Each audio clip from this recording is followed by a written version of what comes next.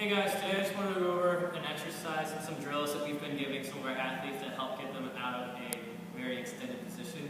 So a lot of athletes and just individuals in our society will get this compression of the lumbar spine where they stay in this extended position, and no matter what they do, they can't get out.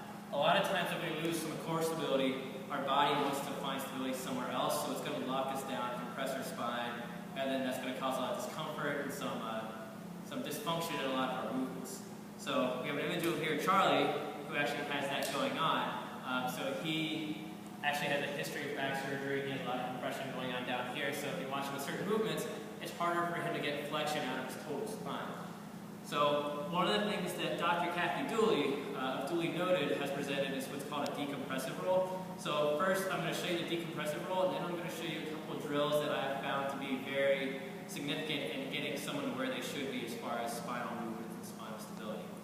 Alright, so for a decompressive roll, what Charlie's going to do is he's going to hug himself around his knees, and he's going to try to make this nice, even curve in his spine. So notice for him, he has a little harder trouble at the bottom. He has this flat spot right here.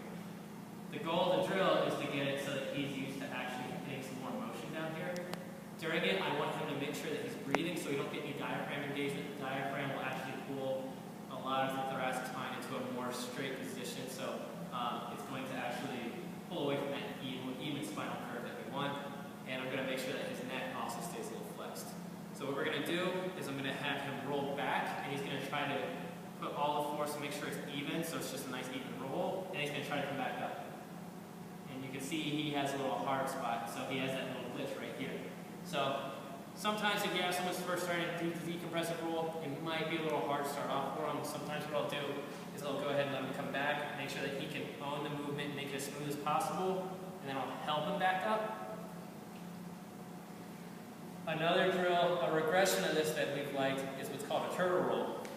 And for a turtle roll, it's a very similar position, except what Charlie's going to do is he's going to give you earmuffs. He's going to keep his elbows against the knees. Very important that they keep the elbows against the knees. Sometimes an athlete might not have the strength for this, which we'll go over after this.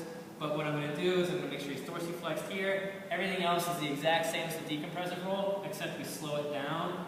And I tell him to make sure he makes everything even, and he keeps everything flexed, so that there's not one part of the exercise that might be harder than the other.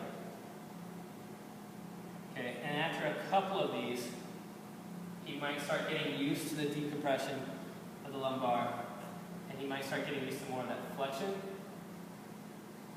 And Charlie also had a lot of core work that he did yesterday, so we're not going to make him do too much. But then what we should see afterwards is hopefully he might be able to be a little bit more tolerant of the movement. And when he goes back, let's see if he can rock back. So he got a little bit closer. So you can see how putting a couple sets of this might actually instantly change some of the movement. The last progression that I really like is to have him on the ground. And then, almost like a reverse crunch, I'll let you hold on my leg.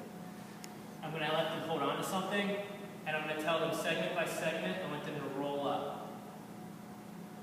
And just get them used to engaging that more distal transverse abdominis to help stabilize more of the L5, S1 junction, so that he can actually start to get a little bit of flexion. That's it. So those are the movements that I really like to program when this becomes an issue. A lot of times you'll see individuals that when they're squatting, when they're deadlifting, they may be stuck in too much extension, but then when you take them out, you think that might be just something they're doing for those movements, but they actually are intolerant of going into anything but extension through any of their movements. So doing so, bringing them back a little bit to neutral, being able to own more core stability. You know, the law of reciprocal inhibition is if we have a lot of tension and engagement through here, there's no way we're going to be able to get what we want through here. So sometimes we need to get this barrier out of the way and then take them into their training. So if you're an individual that is extremely extended and you notice you have a lot of low back tension, go ahead and throw in some decompressive rolls after your deadlifts or after something to make sure that you're getting rid of all the compression that you just put on your spine.